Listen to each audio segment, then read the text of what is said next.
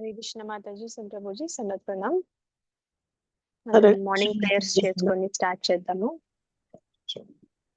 హరే ఓం కృష్ణ అజ్ఞానతిమిరంధస్య జ్ఞానాంజనశలాకయా చక్షురున్మిలితం येन తస్మై శ్రీ గురవే నమః.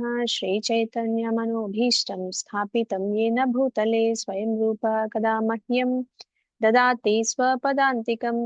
వందేహం శ్రీగురో శ్రీయుత పదకమలం శ్రీగురున్ వైష్ణవాంశ్చ శ్రీరూపం సాగరజాతాం సహగణ రఘునాథాన్వితం తం సజీవం సాద్వైతం సావధూతం పరిజనా సహితం కృష్ణ చైతన్య దేవం శ్రీరాధా కృష్ణ పాదాన్ సహగణ లలితా శ్రీ విశాఖాన్వితాంశ్చ. హే కృష్ణ కరుణా సింధో దీనబంధో జగత్పతే గోపేశ గోపికా కాంత రాధాకాంత నమోస్తుతే. తప్త కాంచన గౌరాంగీ రాధే వృందావనేశ్వరి వృషభానుసుతే దేవి ప్రణమామి హరిప్రిये. నమో ఓం విష్ణుపాదాయ కృష్ణప్రేష్టాయ భూతలే శ్రీమతే భక్తివేదాంత స్వామినితి నామినే. నమస్తే సారస్వతే దేవే గౌరవాణి ప్రచారిణే నిర్విశేష శూన్యవాది పాశ్చాత్య దేశతారిణే. వాంఛాకల్పతరుभ्यश्च कृपा सिन्धुभ्यैव च पतितानां पावनेभ्यो वैष्णवेभ्यो नमो नमः. जय श्री कृष्ण चैतन्य प्रभु नित्यानंद श्री अद्वैत गदाधर श्रीवासादि गौर भक्त वृंद. हरे कृष्णा कृष्णा कृष्णा हरे हरे हरे राम राम राम हरे हरे. जय जय श्री चैतन्य जय नित्यानंद जय अद्वैत चंद्र जय गौर भक्त वृंद. जय जय श्री चैतन्य जय नित्यानंद जय अद्वैत चंद्र जय गौर भक्त वृंद. जय जय श्री चैतन्य जय नित्यानंद जय अद्वैत चंद्र जय गौर भक्त वृंद. ओम नमो भगवते वासुदेवाय. ओम नमो भगवते वासुदेवाय. ओम नमो भगवते वासुदेवाय. नारायणं नमस्कृत्य नरं चैव नरोत्तमं देवीं सरस्वतीं व्यासं ततो जयमुदीरयेत्. नष्टप्रायेषु भद्रेषु नित्यं भागवत सेवया भगवती उत्तमश्लोके भक्तिर्भवति नैष्टिकी. कृष्णाय वासुदेवाय देवकी नन्दनाय च नन्दगोपकुमाराय गोविन्दाय नमो नमः. मुखं करोति वाचालं पङ्गुं लङ्घयते गिरिं यत्कृपातमहं वन्दे श्रीगुरुं दीनतारणं परमानन्दमाधवं श्रीचैतन्य ईश्वरम्. श्री श्री राधा मदन मोहन की जय. श्री श्री गौरताई की जय. श्री श्री श्री जगन्नाथ बलराम सुभद्रा मैया सुदर्शन की जय. जगत गुरु पतित पावन श्रील प्रभुपाद की जय. कोटि वैष्णव वृंद की जय.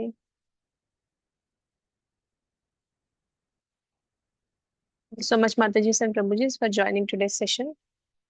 మనం 14th చాప్టర్ లో ఉన్నాం కదా.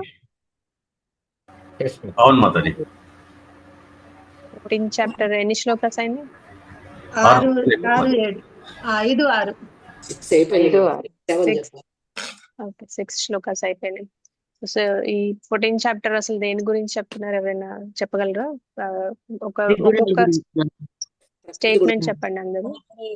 ప్రకృతి గుణాల గురించి మాట్లాడారు. ప్రకృతి గుణాల గురించి,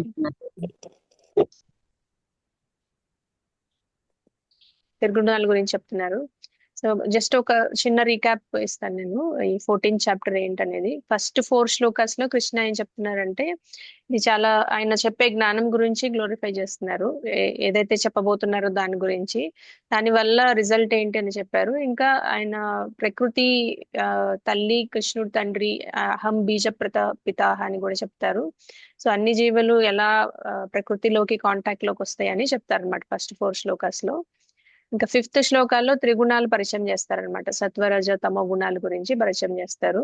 ఇంకా 6th శ్లోకాలో సత్వగుణం గురించి చెప్తారనమాట. సత్వగుణంలో ఉన్న వాళ్ళకి ఏముంటుంది అనేది, రజోగుణంలో ఉన్న వాళ్ళకి ఏముంటుంది అనేది 7th లో చెప్తారు. ఇంకా 8th శ్లోకాలు తమో గుణంలో ఉన్న వాళ్ళకి ఎలా ఉంటుంది అనేది చెప్తారు. తర్వాత 9th 10th శ్లోకాస్ లో ఆ గుణాల మధ్య కూడా పోటీ ఉంటుందంట. ఆ పోటీ ఏంటి అనేది దాని గురించి చెప్తారు. మన బిహేవియర్ ఆ గుణాల ఆధారంగా ఎలా ఉంటుంది అనేది కూడా చెప్తారు అనమాట. తర్వాత 11th నుంచి 13th శ్లోకాస్ వరకు ఆయన కృష్ణ ఏం చెప్తారు, మనకి గుణాల లక్షణాలు చెప్తారు అనమాట. సత్వగుణంలో ఉండే వాళ్ళ లక్షణాలు, రజోగుణంలో ఉండే వాళ్ళ లక్షణాలు, తమో గుణంలో ఉండే వాళ్ళ లక్షణాలు చెప్తారనమాట 13వ శ్లోకం వరకు. ఇంకా 14th 15th లో ఏం చెప్తారంటే సత్వగుణంలో ఉంటూ మరణం పొందిన వాళ్ళకి ఏం జరుగుతుంది, రజోగుణంలో ఉంటూ మరణం పొందిన వాళ్ళకి ఏం జరుగుతుంది, అండ్ తమో గుణంలో ఉంటూ మరణం పొందిన వారికి ఏం జరుగుతుంది అని చెప్తారనమాట. తర్వాత 16లో ఏం చెప్తారంటే ఈ గుణాల వల్ల వాళ్ళ కర్మ ఫలితాలు ఎలా ఉంటాయి అనేది చెప్తారు. ఇంకా 17వ శ్లోకంలో గుణాల నుంచి ఏం వస్తుంది అని చెప్తారనమాట. అంటే సత్వం వల్ల జ్ఞానం వస్తుంది, రజోగుణం వల్ల లోభం వస్తుంది, తమో గుణం వల్ల అజ్ఞానం వస్తుంది, ఇలాంటివి అని చెప్తారు. ఇంకా సత్వగుణం ఆ లో ఉన్న వాళ్ళ డెస్టినేషన్ ఏంటి, వాళ్ళు ఎక్కడికి వెళ్తారు అనేది కూడా చెప్తారనమాట 18 శ్లోకాలు. సో 19th 20 శ్లోకాస్ లో గుణాతీత స్థితి అంటే ఏంటి అనేది చెప్తారనమాట. సో ఈ త్రిగుణాల నుంచి బయటపడిన వాళ్ళు గుణాతీత స్థితిలోకి వస్తారని చెప్తారు. ఇంకా అర్జున క్వశ్చన్ అడుగుతారు 21st శ్లోకాలో, ఈ గుణాతీతమైన వ్యక్తి లక్షణాలు ఎలా ఉంటాయి అని అడుగుతారు అనమాట. అర్జున చాలా మంచి క్వశ్చన్స్ అడుగుతూ ఉంటారు మనందరి కోసం. సో 21st శ్లోకాల్లో ఆయన క్వశ్చన్ అడుగుతారు అనమాట, ఈ గుణాలన్నిటికీ అతీతులు అవ్వాలని చెప్తున్నావు కదా, అలాంటి వాళ్ళ లక్షణాలు ఎలా ఉంటాయి కృష్ణ అని అడుగుతున్నారు. సో ఇంకా కృష్ణ ఈ 22nd నుంచి 25th శ్లోక వరకు గుణాతీతులైన వారి లక్షణాల గురించి చెప్తారు అనమాట. సో వాళ్ళు ఎలా బిహేవ్ చేస్తారు, వాళ్ళ లక్షణాలు ఎలా ఉంటాయని చెప్తారు. ఇక 26th శ్లోకాలో చెప్తారు భక్తి అన్నిటికీ అల్టిమేట్ సొల్యూషన్ అని చెప్తారు అనమాట. గుణాతీతులు అవ్వడానికి కారణం భక్తి అని చెప్తారు అనమాట. సో 26th 27th శ్లోకాస్ లో అలా చెప్తారు. సో ఈ చాప్టర్ లో 27 శ్లోకాస్ ఉంటాయి. మొత్తం చెప్పాలంటే మనం చాప్టర్ సమ్మరీ ఏంటంటే సత్వ రజ తమో గుణాల వల్ల మనం ఎలా ఇన్ఫ్లుయెన్స్ అవుతున్నాము, అవి మనల్ని ఎలా కర్మ బంధనాల్లో చిక్కుకునేలా చేస్తున్నాయి, కానీ మనం దాని నుంచి ఎలా బయటపడాలి, భక్తి ద్వారా భగవంతుడి మీద ఆధారపడితే మనం ఆ గుణాలన్నిటినీ దాటి ఆధ్యాత్మిక స్థితికి వెళ్ళగలమని చెప్తున్నారు అనమాట.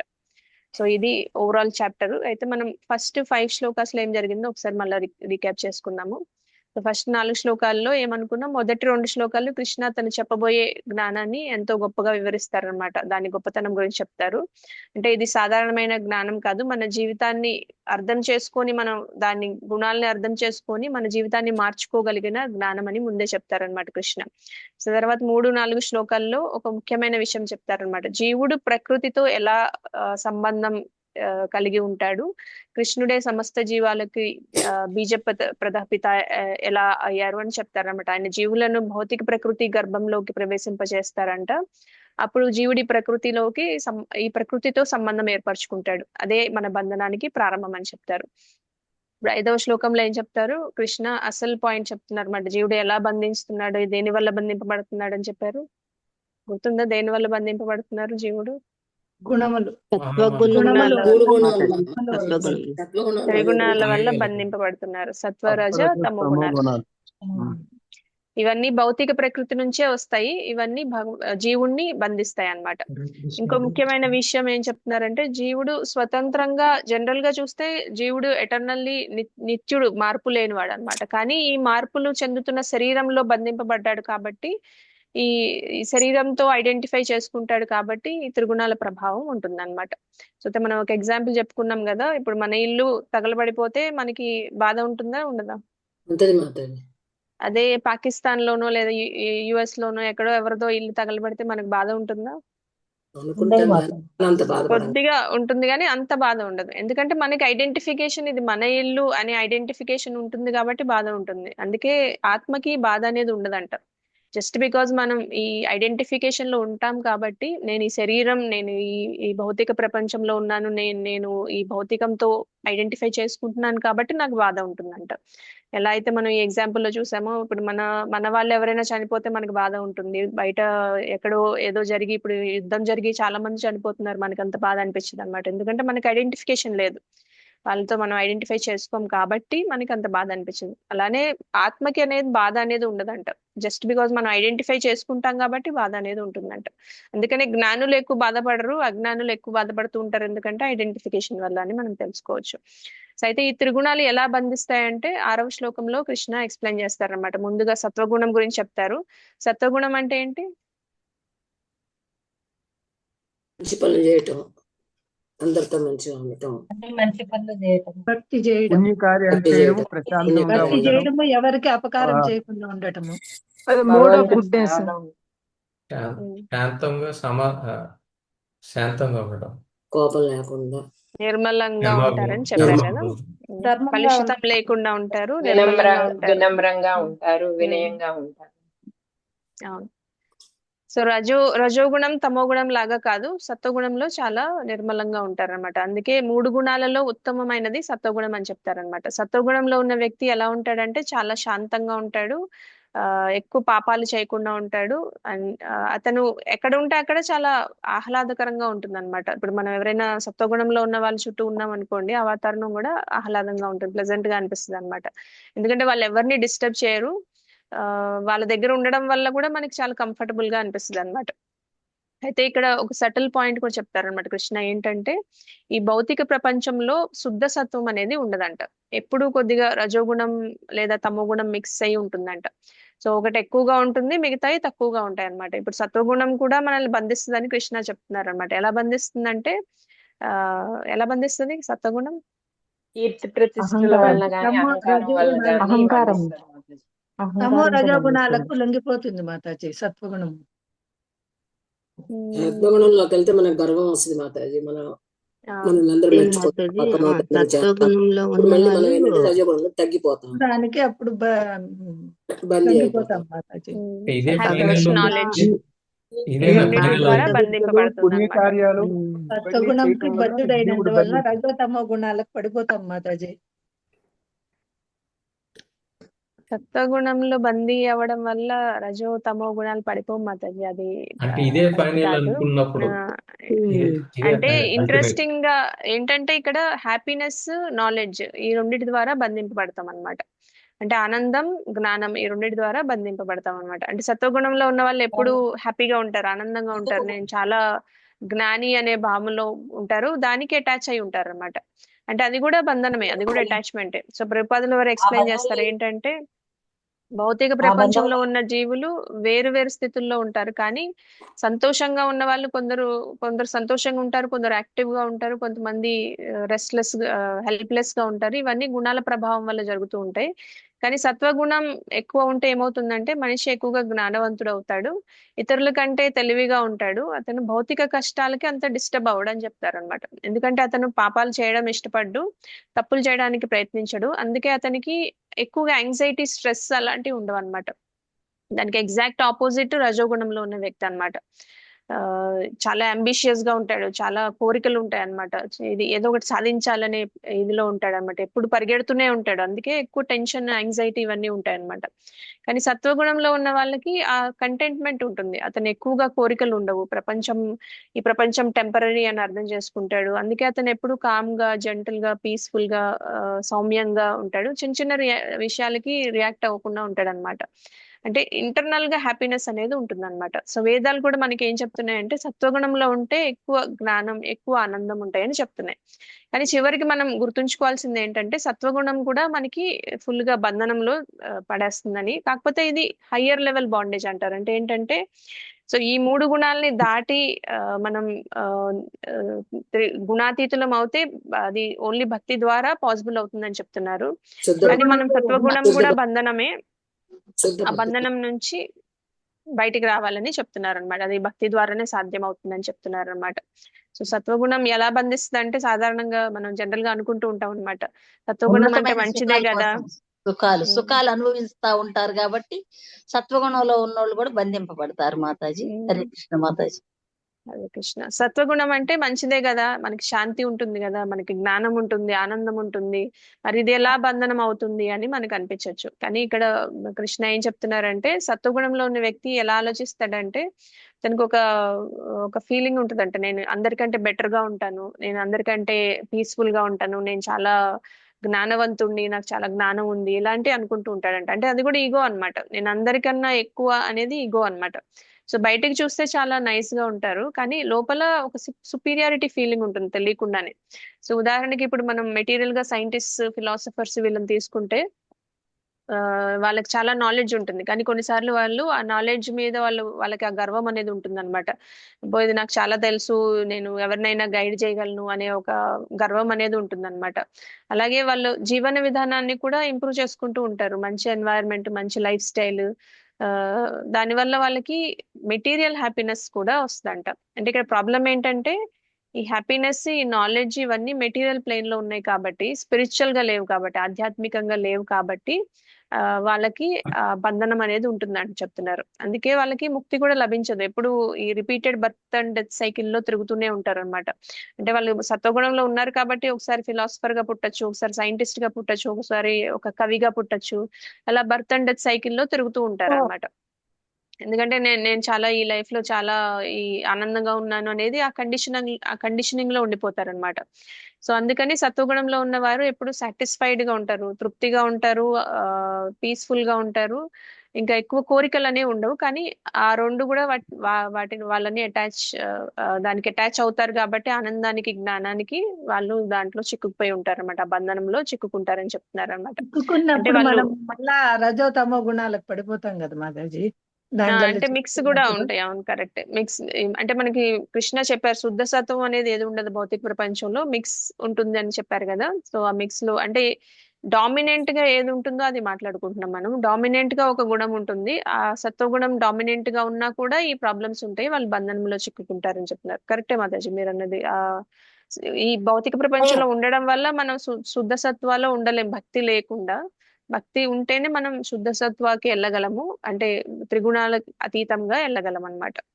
సో అతను ఏమనుకుంటాడు, సత్వగుణంలో ఉన్న వాళ్ళు నేను చాలా ఆనందంగా ఉన్నాను, నాకు ఇంకేం అవసరం లేదు అనుకుంటాడు అనమాట. అది కూడా అటాచ్మెంట్ అంట.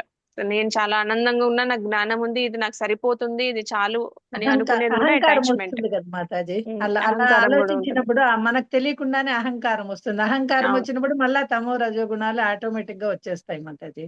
ఉమ్, అవును మాతాజీ. సో ఉదాహరణకి మనం ఒక కవి ఉన్నాడు అనుకోండి, అతను చాలా మంచి కవితలు రాస్తాడు, అందులో ఆనందం పొందుతాడు. అతను ఎక్కువ డబ్బు, పేరు ప్రతిష్టలు ఇవన్నీ వాటన్నిటి కోసం పరిగెత్తాడు అనమాట.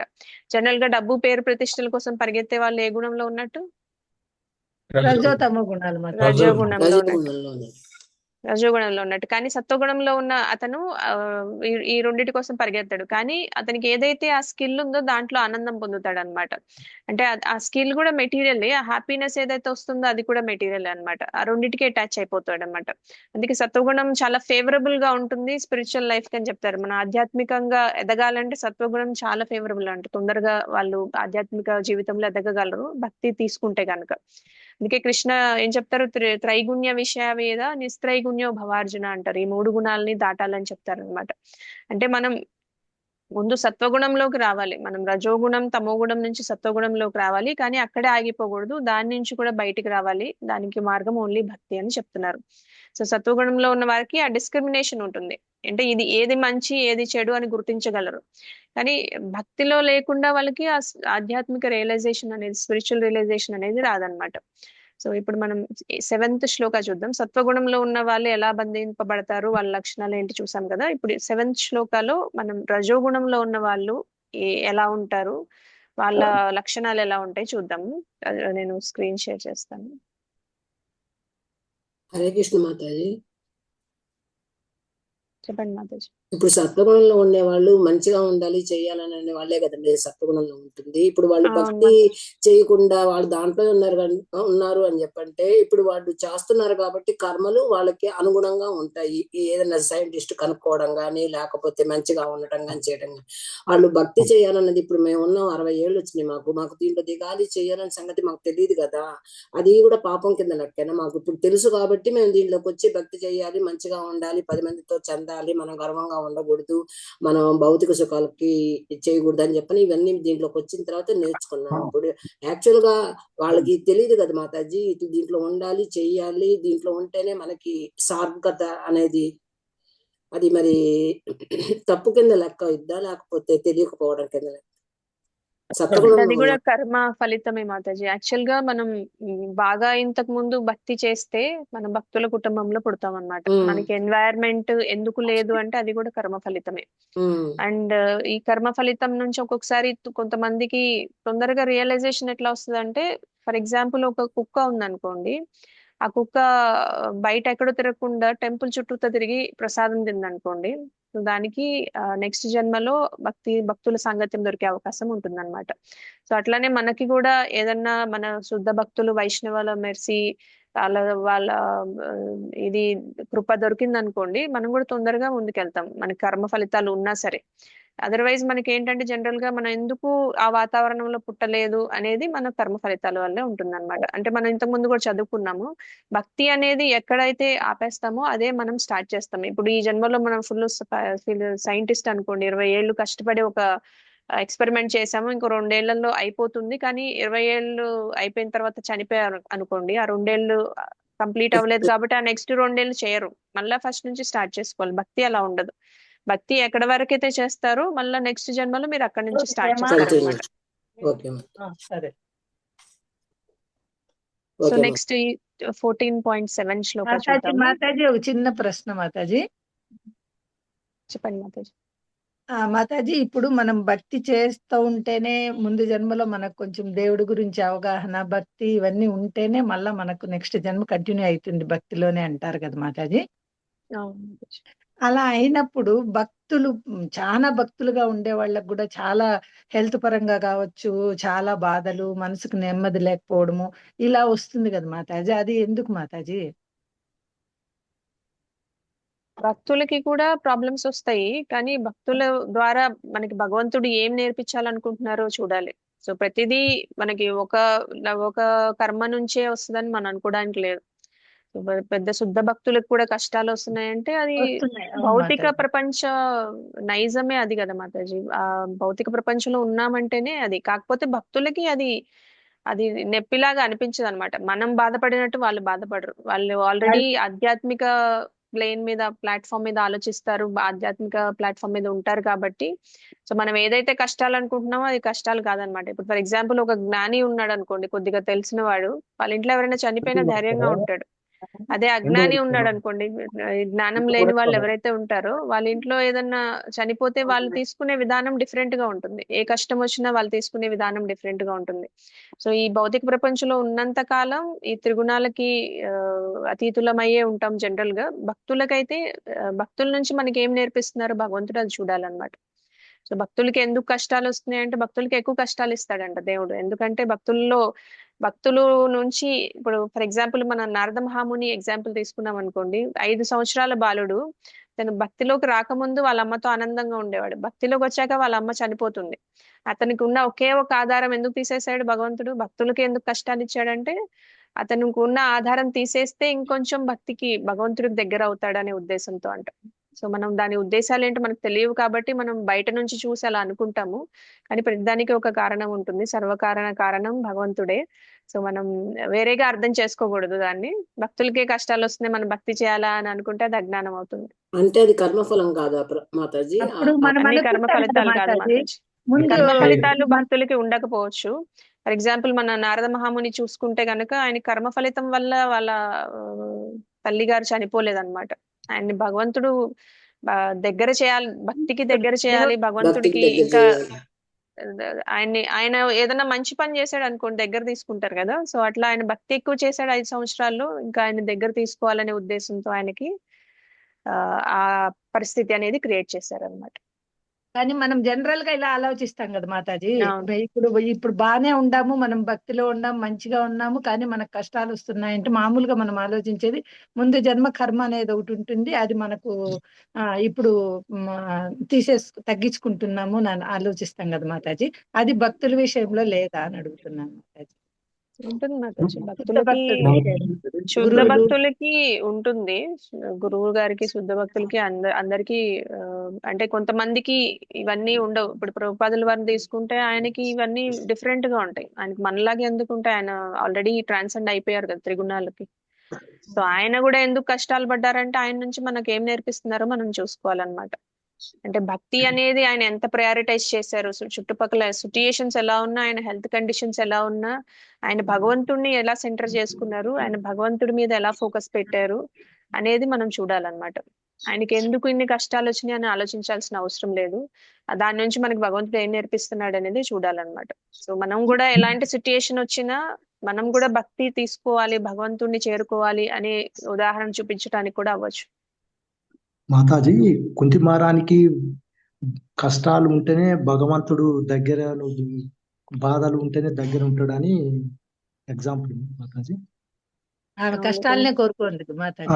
కష్టాలే కోరుకుంటది కుంతిమారాని. దేవుడిని ఎప్పుడు నాకు కష్టాలే ఇవ్వు, నిన్ను మర్చిపోకుండా ఉంటానని మర్చిపోకుండానే కోరుకుంటాను. ఇది ఒక ఎగ్జాంపుల్. నారదుడు అనంగా మీరు ఇప్పుడు చెప్పే భగవంతుడిని సెంటెన్స్ నారదుడు కూడా మర్చిపోకుండా ఉంటాం కాబట్టి నాకు కానీ నువ్వు దగ్గర కష్టాలు ఉంటావంటే నాకు కష్టాలే ఇవ్వు, నువ్వు దూరం అయిపోయేటట్టయితే నాకు ఈ సుఖాలు వద్దు అని చెప్తారు అనమాట కుంతి మహారాణి. కరెక్ట్.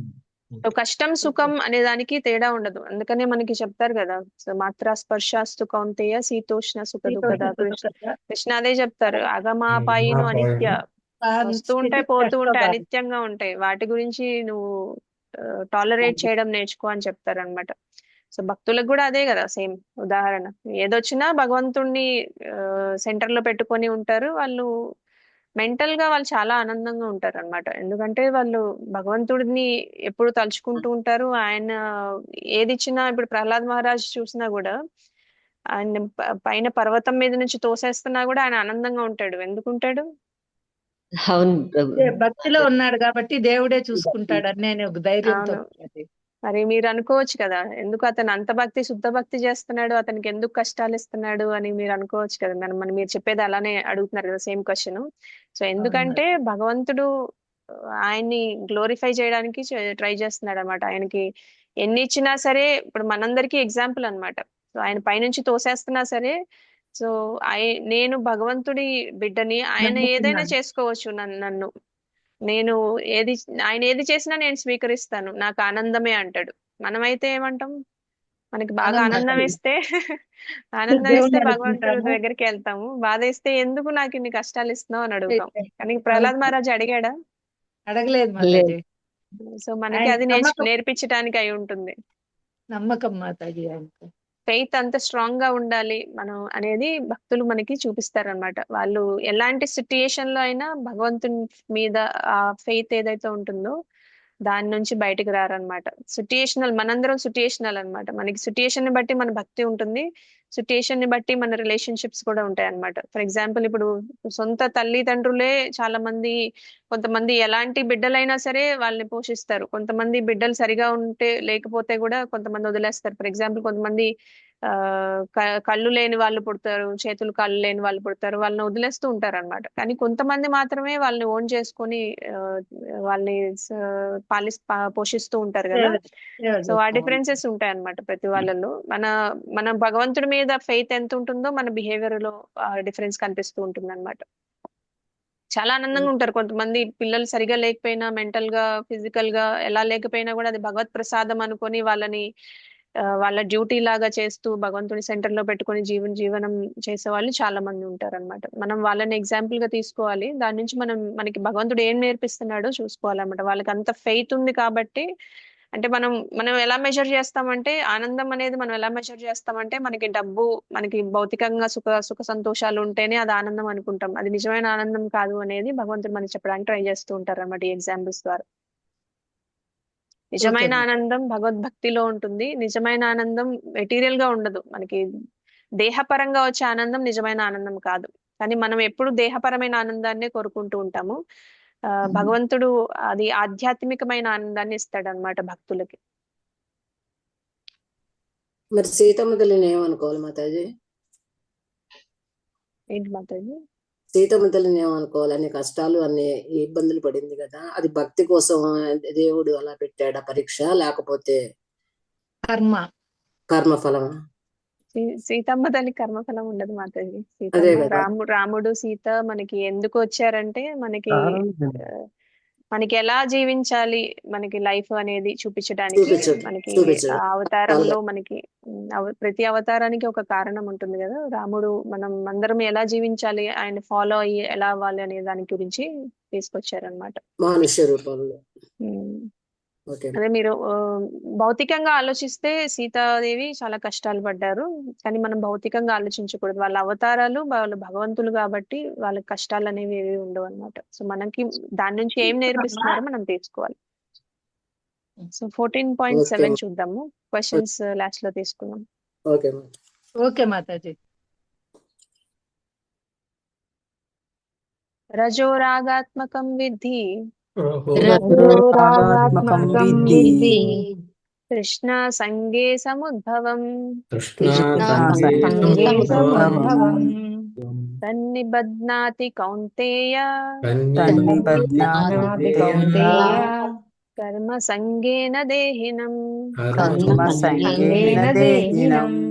రజోరాగాత్మకం విద్ధి రజోరాగాత్మకం విద్ధి కృష్ణ సంగే సముద్భవం కృష్ణ సంగే సముద్భవం తన్నిబధ్నాతి కౌంతేయ తన్నిబధ్నాతి కౌంతేయ కర్మ సంగేన దేహినం. కర్మ సంగేన దేహినం. ఈశ్వరి మాతాజీ శ్లోక రీసెర్చ్ చేయండి.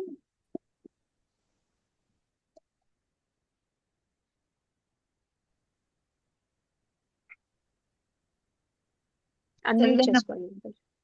చదవండి మాతాజీ. రజోరాగాత్మకం విద్ధి తృష్ణా సంగేన సముద్భవం తన్నిబధ్నాతి కౌంతేయ కర్మ సంగేన దేహినం. హరిబోల్ మాతాజీ. థ్యాంక్ యూ మాతాజీ. హరి కృష్ణ. కళావతి మాతాజీ మీరు కూడా శ్లోకం రిసైట్ చేయండి. హరే కృష్ణ మాతాజీ, ధన్యవాదాలు.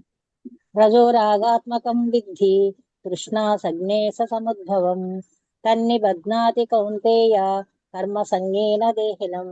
హరే కృష్ణ మాతాజీ, ధన్యవాదాలు. హరే కృష్ణ మాతాజీ. అనురాధ మాతాజీ మీరు కూడా శ్లోకం రిసైట్ చేయండి. ఓకే మాతాజీ. హరే కృష్ణ మాతాజీ, దండవత్ ప్రణామాలు. రజోరాగాత్మకం విద్ధి తృష్ణా సంగే సముద్భవం తన్నిబధ్నాతి కౌంతేయ కర్మ సంగేన దేహినం. హరే కృష్ణ మాతాజీ. పావని మాతాజీ అనువాదం చదవండి. హరే కృష్ణ మాతాజీ, దండోత్సవం. ఓ కౌంతేయ, రజోగుణము అపరిమితమైన కోరికలు మరియు ఆకాంక్షల వలన ఉద్భవించుచున్నది. దీని కారణమున జీవుడు కామ్యకర్మలచే బద్ధుడగును. హరే కృష్ణ మాతాజీ. కమ్మల కుమారి మాతాజీ భాష్యం చదవండి మాతాజీ. సగం చదవండి. ఉషా మాతాజీ సగం చదువుతారు. హరే కృష్ణ మాతాజీ. భాష్యము బై జయశ్రీ శీలప్రపాద్కి జయ. స్త్రీ పురుషుల నడుమ గల ఆకర్షణము రజోగుణ లక్షణము. స్త్రీ పురుషుని పట్ల ఆకర్షణమును కలిగి ఉండుట మరియు పురుషుడు స్త్రీ పట్ల ఆకర్షణమును కలిగి ఉండుట రజోగుణం అనబడును. ఇట్టి రజోగుణము అధికమైనప్పుడు మానవుడు భౌతిక సుఖములపై ప్రాకులాడును. అతడు ఇంద్రియ తృప్తిని పొందగోరును.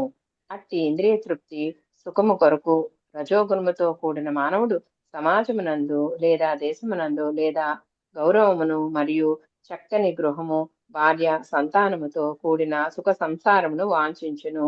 ఇవన్నీయును రజోగుణము నుండి పుట్టినటువంటివి. ఇట్టి వానికై ప్రాకులాడునంత కాలము మానవుడు ఎంతగానో శ్రమింపవలసి వచ్చును. హరే కృష్ణ మాతాజీ. హరి బోల్ మాతాజీ. ఉషా మాతాజీ మీరు నెక్స్ట్ చదవండి. హరే కృష్ణ మాతాజీ, ధనుత్ ప్రణామాలు. ఓం నమో భగవతే వాసుదేవాయ. కనుక రజోగుణము నందున్నవాడు తన కర్మఫలముల పట్ల సంపర్కమును కలిగి ఉండుననియు ఈ విధముగా కర్మలచే బంధింపబడిననియు ఇక్కడ స్పష్టంగా చెప్పబడినది.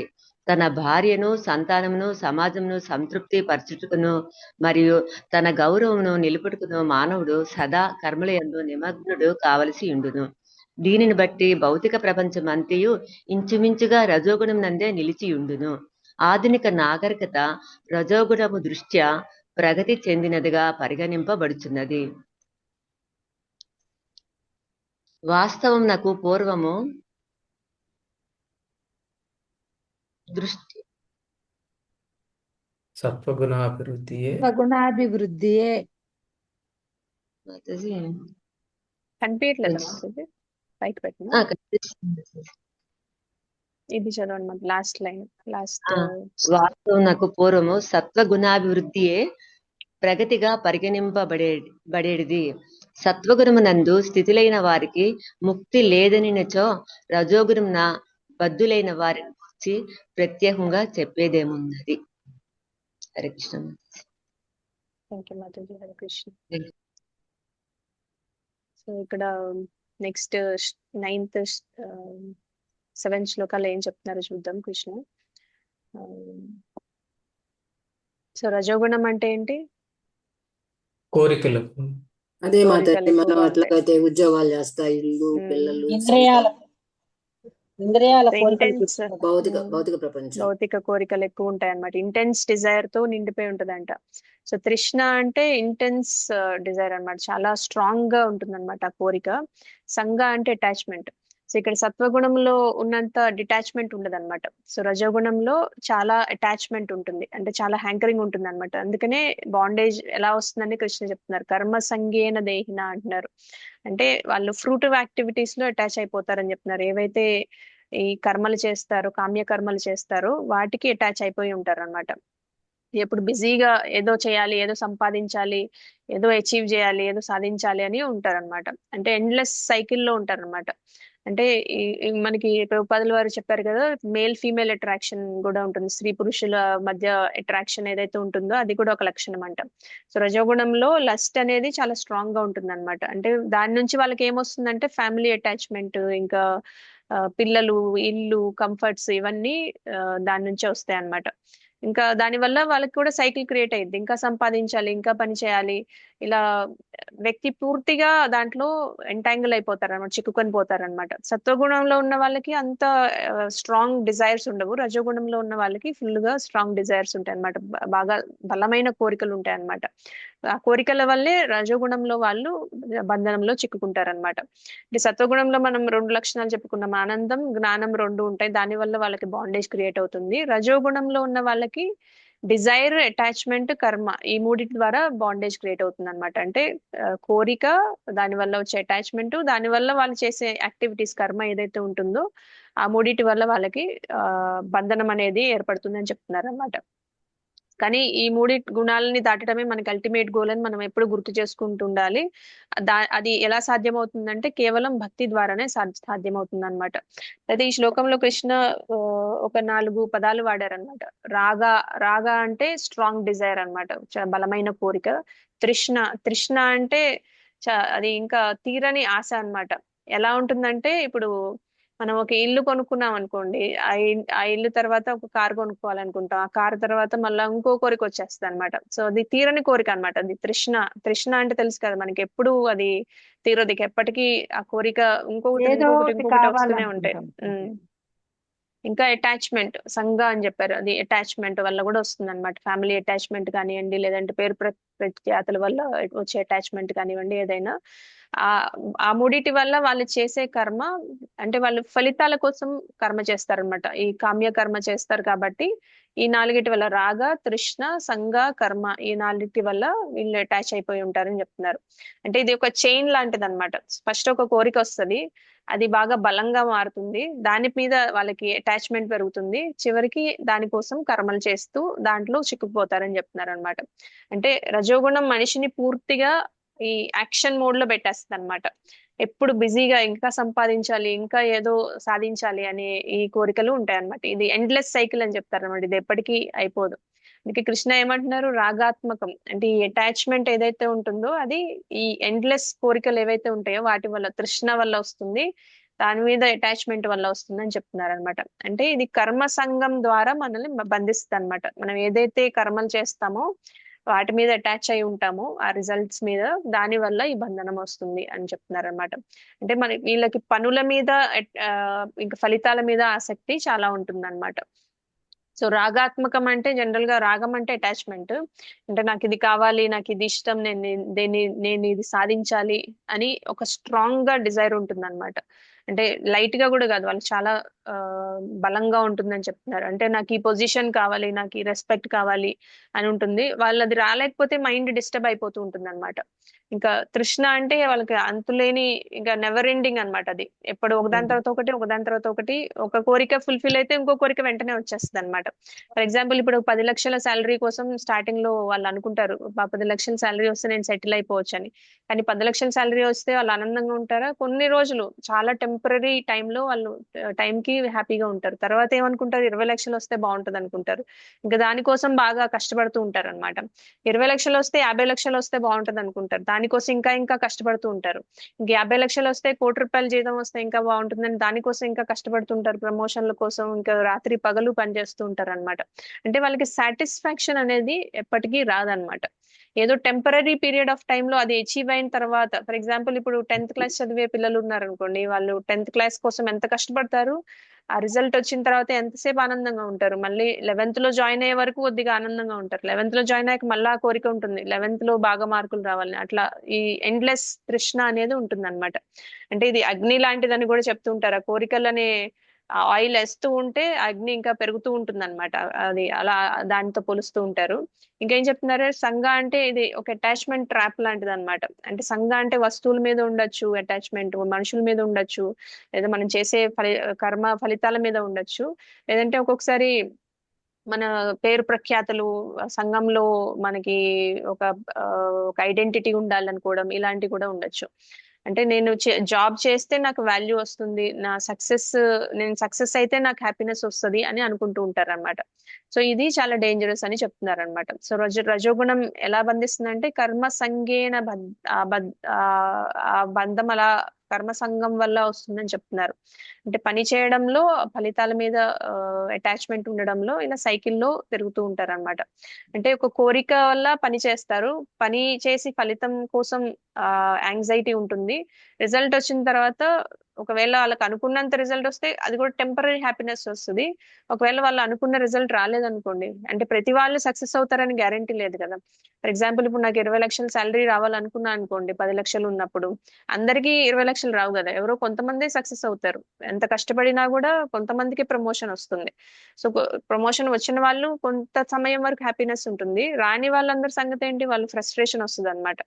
ఇంకా వాళ్ళు చాలా బాధల్లోకి వెళ్ళిపోతారు, కొంతమంది డిప్రెషన్ లోకి వెళ్ళిపోతారు, వాళ్ళు ఇంకా తమో గుణంలోకి వెళ్ళిపోయే ఛాన్సెస్ కూడా ఉంటాయి అన్నమాట కొంతమంది. సో ఒకవేళ ఈ కోరిక తీరిన వాళ్ళు ఏదైతే టెంపరీ హ్యాపీనెస్ లో ఉంటారో వాళ్ళకి మళ్ళీ కొత్త కోరిక పుడుతుంది అనమాట. ఆ తృష్ణ అనేది ఎండ్ అవ్వదు అనమాట. సో బయటకి మనకి జనరల్ గా ఈ ప్రస్తుత సమాజంలో బయటకి చాలా పాజిటివ్ గా కనిపిస్తుంది రజోగుణంలో ఉన్న వాళ్ళు. వీళ్ళు చాలా కష్టపడి పనిచేస్తారు, వీళ్ళు చాలా మంచి ఎయిమ్స్ ఉన్నాయి లైఫ్ లో, వీళ్ళు చాలా ప్రొడక్టివ్ గా ఉంటారు, సొసైటీ కూడా బాగా వీళ్ళని ప్రశంసిస్తుంది అనమాట. అవునా కదా, రజోగుణంలో ఉన్న వాళ్ళని అవును మాతాజీ, గమనించారా? మంచి గోల్స్ పెట్టుకున్నారు, సాధిస్తున్నారు, మంచి పేరు ప్రతిష్టలు, మంచి పదవులు, బయటకి అలానే అనుకుంటాను మాతాజీ. సో బయటకి అలా అనుకుంటారు, కానీ వాళ్ళకి ఇంటర్నల్ గా పీస్ ఉంటదా, ఆనందం ఉంటదా, ఉండదు కామ్ మాతాజీ. మైండ్ ఉంటదా? మైండ్ ఎప్పుడు అజిటేషన్ ఉంటది అనమాట, ఎప్పుడు స్ట్రెస్, యాంగ్జైటీ ఇవన్నీ ఎక్కువ ఉంటూ ఉంటాయి అనమాట. అసలు శాంతి అనేది ఉండదు, సాటిస్ఫాక్షన్ అనేది ఉండదు అనమాట. ఇంటర్నల్ గా అన్ని ప్రాబ్లమ్స్ ఉంటాయి, ఎక్స్టర్నల్ గా సమాజం పొగుడుతుంది, వాళ్ళు చేసే పని కూడా చేస్తూ ఉంటారు, హార్డ్ వర్కింగ్, ఓవర్ ఎండీవరింగ్ చేస్తారు అనమాట, అవసరమైన దానికన్నా ఎక్కువ ఎండీవరింగ్ చేస్తారు అనమాట. సో అయితే రజోగుణం మనల్ని ఇల్యూషన్ లో పడేస్తుంది అనమాట. అంటే ఇది ఇది వస్తే నువ్వు ఆనందపడతావు, ఇది చేస్తే నువ్వు ఆనందపడతావు అనే భ్రమలోకి మనల్ని తోసేస్తుంది అనమాట. సో మనం చాలా ప్రొడక్టివ్ లైఫ్ గడుపుతున్నాం అనుకుంటాం, కానీ నిజంగా ప్రొడక్టివ్ లైఫ్ అయినా అది మనం భగవంతుణ్ణి ధ్యానించకుండా, భక్తిలో లేకుండా మనం ఎంత కష్టపడినా ఉపయోగం ఉంటుందా? లేదు మాతాజీ, అసలు పీస్ఫుల్ ఉండదు మాతాజీ. వాళ్ళకి పీస్ఫుల్ గా బాహ్యంగా ఉండలేము, కనిపిస్తారు కానీ అంతరంగా ఉండలేరు మాతాజీ. బాహ్యంగా ఆనందంగా ఉన్నట్టు అనిపిస్తారు కానీ ఇంటర్నల్ గా ఆనందం ఉండదు. ఎందుకంటే మనం భగవంతుడితో సంబంధం లేదు కాబట్టి. అండ్ ఇంకా మనం ఆ బంధనంలో చిక్కుకుపోయి మళ్ళీ మళ్ళీ పుడుతూ ఉంటాం, మళ్ళీ మళ్ళీ కర్మలు చేస్తూ ఉంటాం, మళ్ళీ మళ్ళీ చిక్కుకుపోతూ ఉంటాం అనమాట. సో దాని నుంచి కూడా మనకి విముక్తి ఉండదు. అంటే ప్రభుపాదుల వారు అంటున్నారు, సత్వగుణంలో ఉన్న వాళ్ళకి విముక్తి దొరకదు, ఇంకా రజోగుణంలో ఉన్న వాళ్ళ పరిస్థితి ఏంటి అని అడుగుతున్నారు అనమాట. సత్వగుణంలోనే ఆ విముక్తి అనేది, లిబరేషన్ అనేది ఉండదు, ఇక రజోగుణంలో వాళ్ళకి కూడా అసలు ఉండదని చెప్తున్నారు అనమాట. అయితే రజోగుణం వల్ల మనకి ఆధ్యాత్మిక జీవితానికి టైం ఉండదు అనమాట. భక్తి తర్వాత చేయొచ్చు, నాకు ఇప్పుడు ఇది ఇంపార్టెంట్, నేను ఇప్పుడు ఇది సాధించిన తర్వాతే నేను భక్తి చేస్తాను, రిటైర్మెంట్ తర్వాత భక్తి చేస్తాను అని కృష్ణాని పోస్ట్పోన్ చేస్తూ ఉంటారు అన్నమాట రజోగుణంలో ఉన్న వాళ్ళు. ఎందుకంటే వాళ్ళకి ఎప్పుడు నాకు ఈ రోజు ఆఫీస్ లో చాలా పని ఉంది, లేదంటే నేను ఈ చదువుకోవడంలో చాలా బిజీగా ఉన్నా, లేదంటే ఇది రీసెర్చ్ చేస్తున్నాను, ఇది అయిపోయిన తర్వాత భక్తి చేస్తాను, టెంపుల్కి వెళ్ళే టైం నాకెక్కడుంది నేను ఇంత బిజీగా ఉంటే అని అనుకుంటూ ఉంటారు అనమాట. సో దాని వల్ల మన ఆధ్యాత్మిక జీవితం మీద చాలా ప్రభావం పడుతుందని చెప్తున్నారు అనమాట. సో జనరల్ గా మనం రజోగుణం అనేది రిమూవ్ చేయాల్సిన అవసరం లేదు. ఫర్ ఎగ్జాంపుల్ మనకి రజోగుణం ఉందనుకోండి, ఆ రజోగుణాన్ని భగవంతుడి కోసం ఉపయోగించవచ్చు అన్నమాట.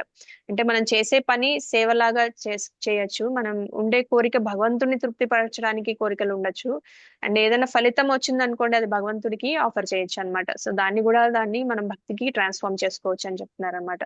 అంటే నేను ఈ ఈ ఫ్యామిలీ లైఫ్ లో ఎందుకున్నానంటే భగవంతుడు నాకు ఈ అవకాశం ఇచ్చారు, నేను నాకు ఈ డ్యూటీ ఇచ్చారు, నేను ఈ డ్యూటీ పని చేస్తాను, దాంట్లో నేను కృష్ణ చైతన్యానికి ఉపయోగిస్తాను, అంటే నా ఫ్యామిలీని పోషిస్తాను, మిగతా డబ్బులు కృష్ణ చైతన్యానికి ఉపయోగిస్తాను, నా ఫ్యామిలీని కూడా భక్తిలోకి తీసుకొస్తాను, అందరూ కృష్ణ చైతన్యంలో ఉండేలాగా చేస్తాను, అది నా డ్యూటీ అని అర్థం చేసుకొని భగవంతుని సెంటర్ లో పెట్టుకొని ఏదైనా ఏ రిజల్ట్స్ వచ్చినా కూడా, ఫర్ ఎగ్జాంపుల్ ఇప్పుడు ప్రమోషన్ వచ్చినా కూడా ఆ స్కిల్ ఎవరి నుంచి వచ్చింది, భగవంతుడి నుంచి వచ్చిందని ఆలోచిస్తారనమాట. అందుకని ఆ రిజల్ట్ కూడా భగవంతుడికి అర్పిస్తారనమాట. మీరు ఎప్పుడైనా భక్తుల విషయం చూస్తే వైష్ణవాస్ ఎప్పుడైనా సరే గురు కృష్ణ కృప అంటారు ఏది జరిగినా సరే, and all glories to Guru and Gauranga అంటారు అనమాట. అంటే వాళ్ళకి తెలుసు మొత్తం, వాళ్ళకి ఏ స్కిల్ వచ్చినా, వాళ్ళకి ద్రవ్యం వచ్చినా, వాళ్ళకి ఈ మెటీరియల్ ప్లాట్ఫామ్ ఏదొచ్చినా సరే అది భగవంతుడి నుంచే వస్తుందని వాళ్ళకి తెలుసు. కాబట్టి ఆ రిజల్ట్ కూడా, ఆ ప్రైజ్ ఏదైతే వస్తుందో, ఎవరైనా పొగిడినా అది భగవంతుడి కృప అంటారు, భగవంతుడికి ఆఫర్ చేస్తారు అనమాట. అది ఏదైనా రిజల్ట్ వచ్చినా అది భగవంతుడికి ఆఫర్ చేస్తారు. సో వాళ్ళకి సోర్స్ ఏంటని తెలుసు కాబట్టి వాళ్ళు రిజల్ట్ ఆఫరింగ్ కూడా భగవంతుడికే చేస్తారనమాట. సో రజోగుణం వల్ల మనకి భక్తి లైఫ్ చాలా ఇంపాక్ట్ అవుతుంది. సో మనం ఎక్కువ రజోగుణంలో ఉన్నామా లేదా మనం ఆలోచించాలన్నమాట. సో నేను ఎంత సమయాన్ని దేవుడికి కేటాయిస్తున్నాను, భక్తికి కేటాయిస్తున్నాను. భక్తి అంటేనే మన లైఫ్ యూటిలైజ్ చేసుకోవడం అన్నమాట. మనకి 84 లక్షల జీవరాశుల్లో మనకి ఎప్పుడు రేర్ గా ఒకసారి ఆపర్చునిటీ వస్తుంది. అంటే ఇప్పుడు మనం మానవ జన్మ తీసుకున్నామని నెక్స్ట్ జన్మ కూడా మానవ జన్మ ఉంటుందా? గ్యారంటీ అవకాశం గ్యారంటీ లేదు, గ్యారంటీ లేదు. కాబట్టి తెలివైన వాళ్ళు ఎవరైతే ఉంటారో వాళ్ళు భక్తి చేసి ఈ లైఫ్ ని ప్రాపర్ గా యూటిలైజ్ చేసుకుంటారు అనమాట. సో తెలివి తక్కువ వాళ్ళు ఎవరైతే ఉంటారో వాళ్ళు ఏం చేస్తారు, నేను ఈ ఈ జన్మలోనే ఇంత సంపాదించాలి అనుకుంటారు. లాస్ట్ కి వాళ్ళకి ఏ జబ్బులో వస్తాయి, వాళ్ళ పిల్లలు కూడా సరిగా చూడరు. తర్వాత వాళ్ళు వెనక్కి తిరిగి చూసుకుంటే భక్తి కూడా చేయలేరు. ఆ టైంలో బాడీ అంతా ప్రాబ్లమ్స్ లో ఉంటది కాబట్టి భక్తి కూడా చేయలేరు, సేవ కూడా చేయలేరు, మైండ్ కూడా సరిగా ఉండదు కాబట్టి భక్తి జపం చేయలేరు. ఇవన్నీ చేయలేని పరిస్థితికి వచ్చినప్పుడు నేను డివోషన్ చేస్తా అనుకుంటారు. అంత బాడీ అంతా మెటీరియల్ కి వాడేస్తారు, దానివల్ల ఏం ఉపయోగం ఉండదు, అండ్ వాళ్ళు తీసుకెళ్లేది కూడా ఏమి ఉండదు అనమాట వెళ్ళేటప్పుడు. So it's just that entanglement రజోగుణంలో అవుతుంది. ఉంటే భక్తి చేయలేము కదా మాతాజీ. రజోగుణంలో ఉంటే భక్తి చేయలేము, కానీ ఆ రజోగుణ స్వభావం ఏదైతే ఉంటుందో దాన్ని మనం భక్తిలోకి మార్చుకోవచ్చు అన్నమాట. మార్చుకోవచ్చు. ఓకే. సో రజోగుణం మనల్ని ఎప్పుడు కోరికలు ఫలితాలు వెంట పరిగెట్టిస్తుంది అనమాట. అంటే మనం ఒకవేళ ఆ ఎనర్జీ ఏదైతే ఉందో రజోగుణం ఎనర్జీ, ఆ ఎనర్జీని మన కృష్ణ సేవలో పెడితే నిజమైన శాంతి లభిస్తుందని మనం అర్థం చేసుకోవచ్చు అనమాట. క్లియర్ గానే ఉందా? నెక్స్ట్ శ్లోకం చూద్దాం. Yes, ma'am.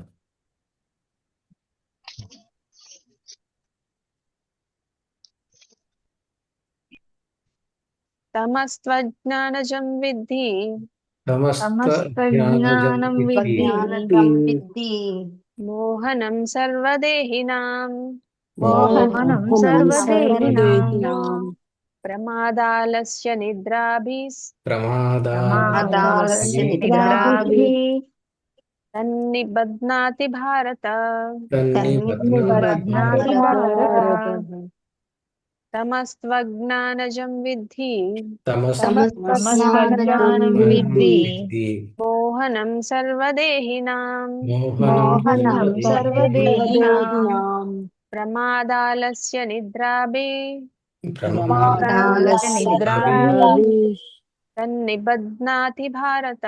తన్నిబధ్నాతి భారత. నరసింహ ప్రభు శ్లోకం డిసైడ్ చేయండి. దండ ప్రణామ మాతాజీ. హరే కృష్ణ. తమస్ తమస్త్వజ్ఞానజం విద్ధి మోహనం సర్వదేహినాం ప్రమాదాలస్య నిద్రాభి స్తన్నిబధ్నాని భారత. హరే కృష్ణ. హరే కృష్ణ ప్రభు. గిరిజా మాతాజీ మీరు కూడా శ్లోకం చెప్పండి. హరే కృష్ణ మాతాజీ, ధన్యవాద ప్రణామం. కంగ్రాచులేషన్ మాతాజీ. నేను ఫస్ట్ పేరు చూసి ఎవరో అనుకున్నాను. థ్యాంక్ యూ మాతాజీ. గురు కృష్ణ వైష్ణవ కృప మాతాజీ.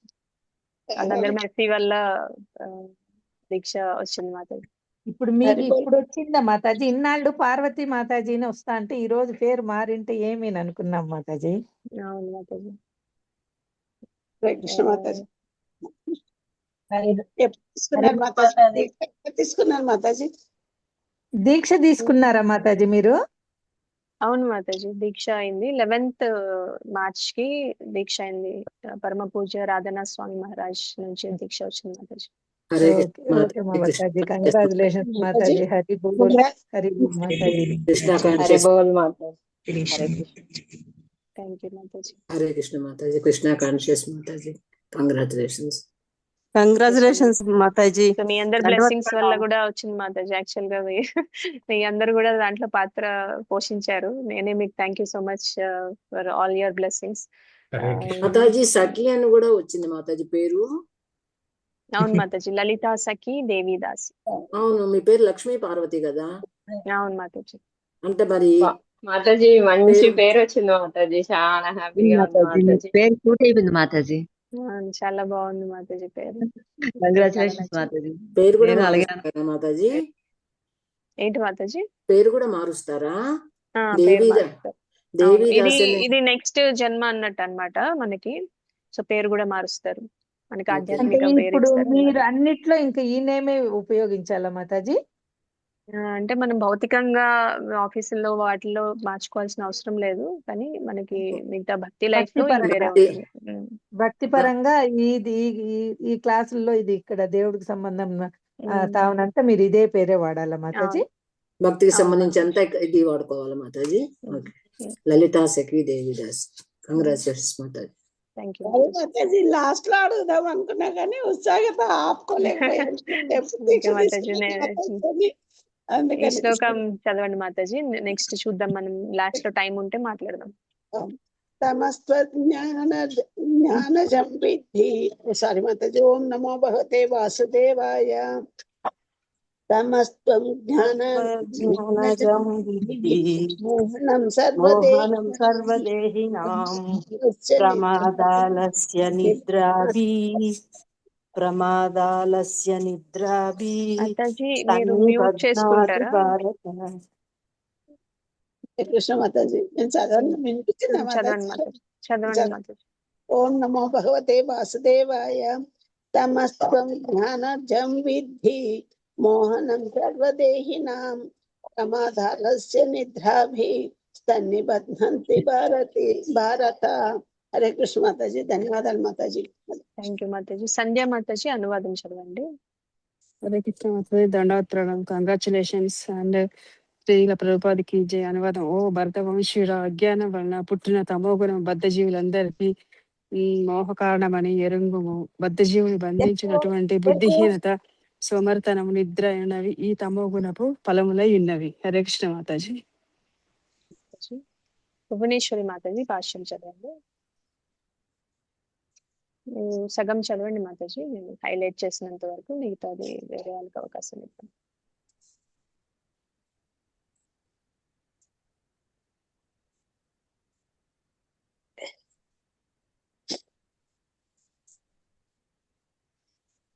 భువనేశ్వరి మాతాజీ అన్మ్యూట్ చేసుకోండి. ఓకే మాతాజీ. మాతాజీ కొంచెం కిందికి రావాల మాతాజీ. హరిబోల్ మాతాజీ. హరిబోల్. శ్రీల ప్రభుపాదకు జై. ఈ శ్లోకమనందలి తు అను పదము ప్రత్యేక ప్రయోగము మిక్కిలి ప్రధానమైనది. తమోగుణము బద్ధజీవి యొక్క ఒక విచిత్ర లక్షణమని దీని అర్థము. తమోగుణము సత్వగుణమునకు పూర్తిగా విరుద్ధమైనది. సత్వగుణమునందు మానవుడు జ్ఞానాభివృద్ధిచే ఏది ఎట్టిదో ఎరుగగలుగును, కానీ తమోగుణము దానికి పూర్తిగా వ్యతిరేకమైనది. తమోగుణము ఆ మాయలో గల ప్రతి ఒక్కడు బుద్ధిహీనుడొకటి చేత ఏది ఎట్టిదో ఎరుగుకుండును. దానితో మానవుడు ప్రగతి నొందుటకు బదులుగా పతనము నొందును. అట్టి తమోగుణమ నిర్వచనము వైదిక గ్రంథములందు ఇట్లు వర్ణింపబడినది. వస్తుయాతాత్మ జ్ఞాన వరకం విపర్యము విపర్యయ జ్ఞాన జనకం తమః అనగా తమోగుణం అయిచే మానవుడు దేనిని కూడా యథాతథముగా అవగాహన చేసుకొని జాలడు. హరిబోల్ మాతాజీ. థ్యాంక్ యూ మాతాజీ. రాణి మాతాజీ, మీరు ఇంత ఇక్కడ వరకు హైలైట్ చేసినంత వరకు చదవండి. హరే కృష్ణ మాతాజీ. మాతాజీ తీసేయండి మాతాజీ, బ్లూదేలా కొంచెం. ఉదాహరణకు ప్రతి వ్యక్తి తన తాత మరణించననియు తాను కూడా మరణింతుననియు మానవుడు మరణించు స్వభావము కలవాడనియు ఎరిగియుండును. అట్లే అతని సంతానము కూడా మరణించును. అనగా మరణము అనివార్యము అయినను నిత్యమైన ఆత్మ కొరకు శ్రద్ధ వహించక జనులు రేయింబవళ్ళు శ్రమపడుతూ వెర్రిగా ధనమును కూడబెట్టుచుందురు. ఇదియే బుద్ధిహీనత, వెర్రి. ఇట్టి బుద్ధిహీనత కారణముగా వారు ఆధ్యాత్మిక ప్రగతి పట్ల విముఖులే ఇందురు. అట్టి వారు మిక్కిలి సోమరులే ఇందురు.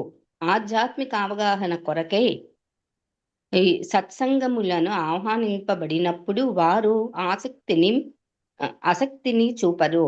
అట్టి వారు రజోగుణము చేత నియంత్రించబడి వారి వలె క్రియాశీలుగా కూడా ఉండరు. తమోగుణము నందున్న వారి మరి యొక్క లక్షణమేమనగా అవసరమగు దానికంటేనూ అధికముగా నిద్రించుట. సాధారణముగా మానవునకు 6 గంటల నిద్ర చాలును. కానీ తమోగుణము నందు అవకాశం ఇద్దాం. సరోజ మాతాజీ, మీరు మిగతా చదవండి. హరే కృష్ణ మాతాజీ. కొద్దిగా ఉన్నట్టుంది, చదివండి మాతాజీ. తమోగుణము నందున్న వారు రోజుకు కనీసము 10 లేక 12 గంటలు నిద్రించును. అట్టి వారు ఎల్లప్పుడూ చింతలతో నిండి మత్తు పదార్థములకును నిద్రకును అలవాటు పడియుండును. తమోగుణ బద్ధుడైన మానవుని లక్షణములు ఇవియే. హరే కృష్ణ. మనం తమోగుణం గురించి కూడా చూసి క్లాస్ ఎండ్ చేద్దాం ఈరోజు. 8వ శ్లోకంలో తమోగుణం గురించి చెప్తున్నారు. తమోగుణం అంటే అంధకారం అని చెప్తున్నారు అనమాట. అంటే ఇగ్నోరెన్స్ అంటే అజ్ఞానం అని కూడా చెప్తున్నారు. అంటే అన్ని జీవులను మోహంలో పడేస్తుంది, కన్ఫ్యూషన్ లో పడేస్తుందని కృష్ణ చెప్తున్నారు అనమాట. తమోగుణంలో ఉన్న వ్యక్తి లక్షణాలు ఎలా ఉంటాయంటే ప్రమాద, ఆలస్య, నిద్ర, మూడు లక్షణాలు చెప్తున్నారు అనమాట. సో ప్రమాద అంటే వెర్రి అని చెప్పారు కదా ప్రభుపాదుల వారు, అది మ్యాడ్నెస్ అంటారు, ఇంకా కన్ఫ్యూజన్ లో ఉండడం. సో ఆలస్య అంటే లేజినెస్, బద్ధకంగా ఉండడం అనమాట. సో నిద్ర అంటే ఎక్కువగా అతిగా నిద్రపోతూ ఉంటారు అనమాట. సో మనం జనరల్ గా ఇది చూస్తూ ఉంటాం కదా, సాధారణంగా అందరు నిద్రపోతారు, కానీ తమో గుణంలో ఉన్న వాళ్ళు అవసరానికి మించి నిద్రపోతారంట. అంటే ఏ పని చేయాలన్నా బద్ధకంగా ఉంటారు. అంటే వాళ్ళకి ఆ డిస్క్రిమినేషన్ కూడా ఉండదు అనమాట. ఏది కరెక్ట్ ఏది రాంగ్ అన్న ఆ వ్యత్యాసం వాళ్ళు చూడలేకపోతారు అనమాట. అంటే వాళ్ళు రైట్ ఏది రాంగ్ ఏది అనేది వాళ్ళకి అర్థం కాదనమాట, క్లారిటీ ఉండదు. సో ప్రభుపాదుల వారు అందుకనే స్ట్రాంగ్ గా ఎక్స్ప్లెయిన్ చేస్తున్నారు అనమాట. తమోగుణం అంటే పూర్తిగా సత్వగుణానికి పూర్తిగా వ్యతిరేకం అని చెప్తున్నారు అనమాట. సో సత్వగుణంలో నాలెడ్జ్ ఉంటుంది, జ్ఞానం ఉంటుంది. తమోగుణంలో ఏముంటుంది? అజ్ఞానం ఉంటుంది అనమాట. పూర్తిగా ఆపోజిట్ అని చెప్పారు కదా, అందుకనే ఒక వెర్రివాడ్ లాగా బిహేవ్ చేస్తూ ఉంటాడంట ఈ తమో గుణంలో ఉన్న వ్యక్తి. సో ఉదాహరణకి మనకి ఎగ్జాంపుల్ చెప్పారు కదా, చావు తప్పదు అని తెలిసినా కూడా మళ్ళా ఈ మనీ, పొజిషన్స్ వీటి గురించి పరిగెడుతూ ఉంటారు. వాళ్ళ తాత చనిపోతాడు, అతనికి కూడా చనిపోవడం ఖాయం, వాళ్ళ పిల్లలు కూడా చనిపోతారని తెలిసినా కూడా ఇంకా ఈ డబ్బు మీదే వ్యామోహంతో పరిగెడుతూ ఉంటారు అని చెప్తున్నారు అనమాట. సో అది ఇగ్నోరెన్స్ అంటే అజ్ఞానం అని చెప్తున్నారు అనమాట. అంటే వీళ్ళ లక్షణాలు స్పిరిచువల్ లైఫ్ అంటే ఇంట్రెస్ట్ ఉండదు అనమాట. ఎవరైనా సత్సంగానికి ఆహ్వానించినా కూడా వాళ్ళు దానికి సుముఖత చూపించారని చెప్తున్నారు. అంటే ఇప్పుడు పుస్తకం చదువు, జపం చెయ్యి అని చెప్తే వాళ్ళకి బద్ధకంగా ఉంటుంది అనమాట. ఇంకా వాళ్ళకి ఇంటాక్సికెంట్స్ కి ఎడిక్షన్ ఉంటుంది అనమాట, మత్తు పదార్థాలకి ఎడిక్షన్ ఉంటుంది అనమాట. అంటే వాళ్ళు ఎక్కువగా నిద్రపోతారు, ఇంకా ఎక్కువగా నిద్రపోవడానికి ఇంటాక్సికేషన్స్ తీసుకుంటారు ఉంటారన్నమాట. ఈ మత్తు పదార్థాలు ఏవైతే ఈ ఆల్కహాల్ ఇవన్నీ ఉంటాయో వాటికి ఎడిక్షన్ అయిపోయి ఇంకా ఎక్కువ నిద్రపోతూ ఉంటారన్నమాట. సో ఇవన్నీ తమోగుణ లక్షణాలు అని చెప్తున్నారు అనమాట. సో ఈ తమో గుణం అజ్ఞానం నుంచి వస్తుందని చెప్తున్నారు. ఇది జీవుల్ని మోహంలో పడేస్తుందని చెప్తున్నారు. ఇది ఎలా బంధిస్తుందంటే 3 లక్షణాలు చెప్తున్నారు. ప్రమాద, ఆలస్య, నిద్ర. ప్రమాదం అంటే ఈ కేర్లెస్నెస్ అన్నమాట. ఆలస్యం అంటే బద్ధకం, నిద్ర అంటే ఎక్కువ నిద్రపోవడం అన్నమాట. సో అజ్ఞానం ఈ ఇగ్నోరెన్స్ వల్ల, ఈ క్లారిటీ లేకపోవడం వల్ల, ఏది మంచిదో ఏది చెడ్డదో స్పష్టంగా తెలియకపోవడం వల్ల వాళ్ళు ఈ ఇల్యూషన్ లో పడిపోతారని చెప్తున్నారు. మోహనం సర్వదేహినాం అంటున్నారు.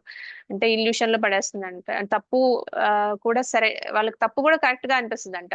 అంటే చెడు హ్యాబిట్స్ ఉంటే కూడా దాన్ని జస్టిఫై చేస్తారు. ఇప్పుడు ఎవరైనా తాగుబోతుల్ని ఎందుకు తాగావంటే వాళ్ళు ఏదైనా ఒకటి ఆనందం వచ్చిందనే చెప్తారు, లేదంటే ఒక బాధ వచ్చిందనే చెప్తారు. వాళ్ళకి ప్రతిదానికి అదొక ఏదో ఒక జస్టిఫికేషన్ ఇస్తారు అనమాట. అవునా కదా? విన్నారా ఎప్పుడైనా మీరు? ఎందుకు తాగామంటే ఈ రోజు మాకు చాలా ఆనందమైన దినం అందుకని అంటారు, లేదంటే నాకు ఇంత బాధగా ఉంది అని చెప్తారు. అవునా కదా? అవును మాతాజీ. సో ఇంకా కారణాలు ఎత్తుకుంటుంటారు. అవును, ఎక్కువగా పడుకున్నామన్నా కూడా ఏదో ఒక విషయం చెప్తారనమాట. ఇంకా వాళ్ళు జస్టిఫై ఎలా చేస్తారంటే ఒక గంట ఎక్కువ పడుకుంటే ఏమవుతుంది అని అంటూ ఉంటారన్నమాట. సో ఇది స్లోగా వాళ్ళని కిందకి లాగేస్తుంది అనమాట.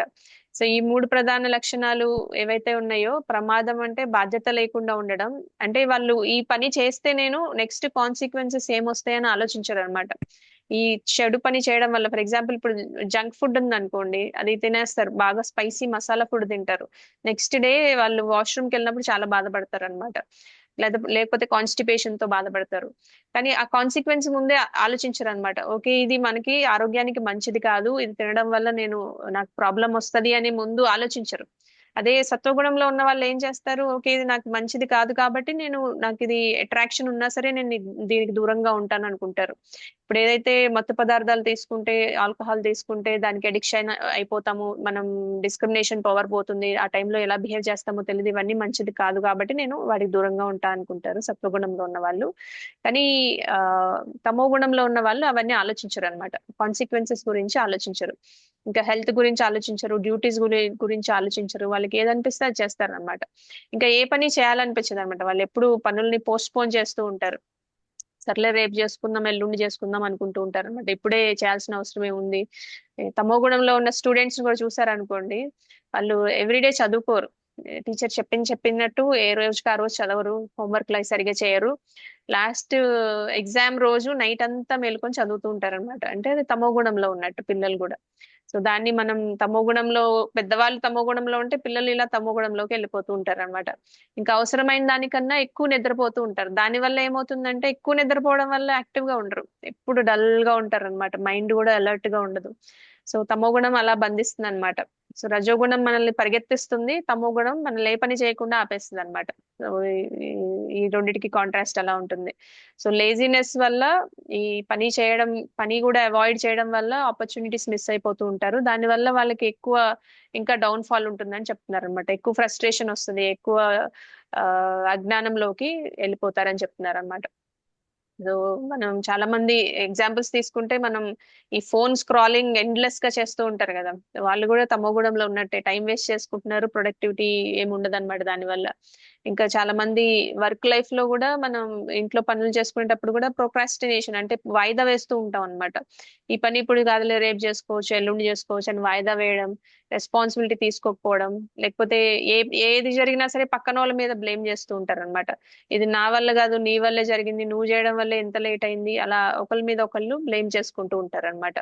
ఇంకా చాలా మంది ఓవర్ స్లీప్ చేస్తూ ఉంటారు, ఎక్కువ పడుకుంటారు, డిసిప్లిన్ అనేది ఉండదు అనమాట.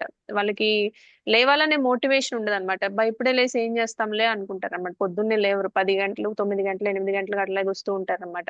సో దాని వల్ల కూడా మనకి ఆధ్యాత్మిక జీవితం మీద ప్రభావం ఉంటుంది. ఎలా అయితే రజోగుణంలో ఆధ్యాత్మిక జీవితం మీద ఎలా ప్రభావం ఉంటుందో, తమో గుణం వల్ల కూడా వాళ్ళకి భగవంతుడు దగ్గరికి వెళ్ళాలని అనిపించదు అనమాట. బాగా లేజీగా ఉంటారు, టైం అంతా వేస్ట్ చేసుకుంటుంటారు, ఇది ఎప్పుడు చేయని తర్వాత చేస్తాలే అనుకుంటూ ఉంటారు అనమాట. ఎంతో కొంత ఇంట్రెస్ట్ ఉన్న భగవంతుడి మీద, ఇప్పుడు కాదులే రేపు చూద్దాం, ఎల్లుండి చూద్దాం, నెక్స్ట్ వీక్ వెళ్దాం, లేకపోతే ఆ ఫెస్టివల్ వస్తుంది కదా, ఉగాది వచ్చినప్పుడు వెళ్దాం, అట్లా అనుకుంటూ ఉంటారు అనమాట. సో మనకి జనరల్ గా తమో గుణం ఎందుకు డేంజరస్ అంటారంటే వాళ్ళకి ప్రాబ్లం ఉంది అని కూడా తెలియదు అనమాట. అంటే సెల్ఫ్ అవేర్నెస్ ఉండదు. సో నేను ఇప్పుడు ఈ జీవితాన్ని ఇలా వేస్ట్ చేసుకుంటున్నాను, ఇది కరెక్ట్ కాదు అనే అవగాహన కూడా వాళ్ళకి ఉండదని చెప్తున్నారు అనమాట. సో రజోగుణం అంటే హైపర్ యాక్టివిటీ ఉంటుంది, తమో గుణం అంటే అసలు యాక్టివిటీ ఉండదు అనమాట. రెండిటికి కానీ ఈ రెండు బాండేజ్ క్రియేట్ చేస్తాయి. ఈవెన్ సత్వగుణమే బాండేజ్ క్రియేట్ చేసినప్పుడు రజో తమో గుణాలు కూడా మనకి ఈ బంధనం అనేది క్రియేట్ చేస్తాయి అన్నమాట.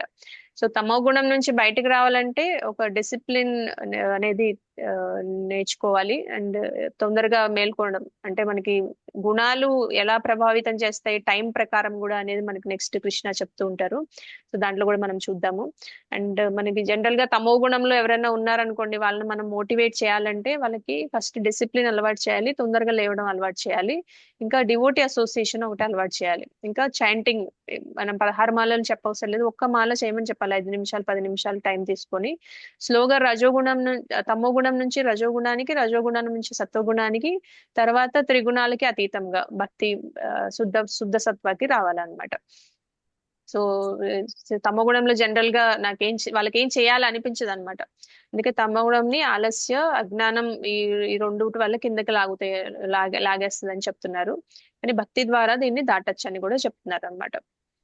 సో ఈ 9వ శ్లోకం సమ్మరీ ఏంటంటే ఈ నెక్స్ట్ శ్లోకంలో కృష్ణ ఏం చెప్తారంటే ఈ 3 గుణాలని సమ్మరైజ్ చేసి చెప్తారనమాట.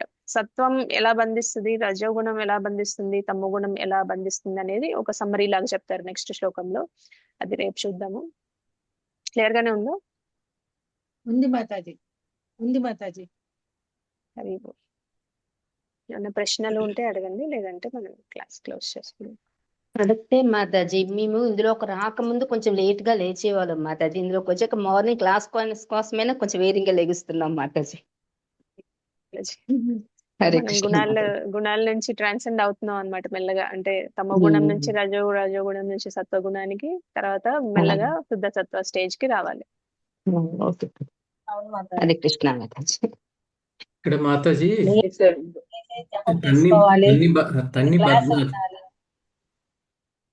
నరసింహ ప్రభు అయిన తర్వాత అడగండి మాతాజీ. కలవతి మాతాజీ. హరే కృష్ణ మాతాజీ.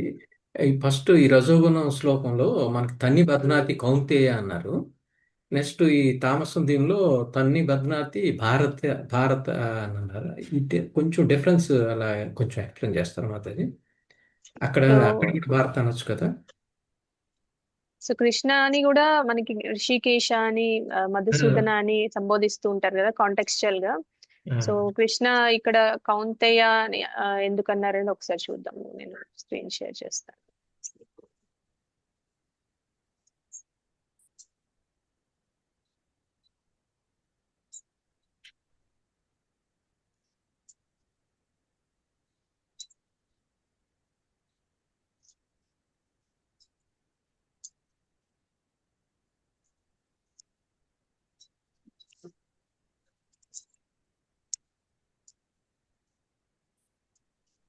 సో ఇక్కడ అనగా అన్నారు. మనకి సత్వగుణంలో చెప్పినప్పుడు అనగా అన్నారు. అనగా అంటే పాపాలు చేయని వాళ్ళు కదా. సత్వగుణంలో జనరల్ గా పాపాలు చేయరు కదా. సో అందుకని మనకి అనగా అన్నారు. అనగా అంటే సిన్లెస్ వన్ అని అర్థం. సో ఇక్కడ మనకి రజోగుణంలో కౌంతేయ అన్నారు అనమాట. సో కౌంతేయ అంటే ఏంటి?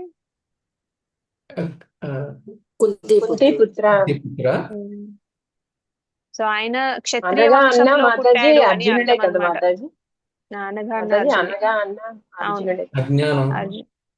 సో కౌంతేయ అంటే ఆయన వంశం క్షత్రియ వంశం అంటే రజోగుణంలో ఉంటుంది కదా.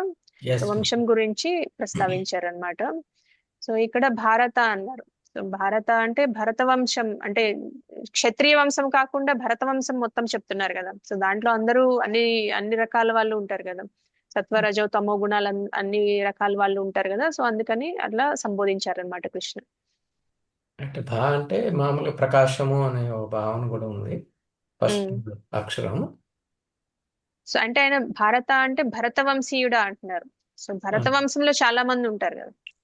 సో అలా భరత వంశంలో అర్జునుడు కూడా ఉన్నారు. కానీ ఇప్పుడు మీరు ఆ స్పియర్ చూసినట్టయితే అనగా అంటే ఆయనని స్పెసిఫిక్ గా చెప్తున్నారు అనమాట. ఆయన పాపాలు చేయరు కాబట్టి అనగా అంటున్నారు. సత్వగుణానికి ఆయన ఆల్రెడీ సత్వగుణంలో ఉన్నట్టు.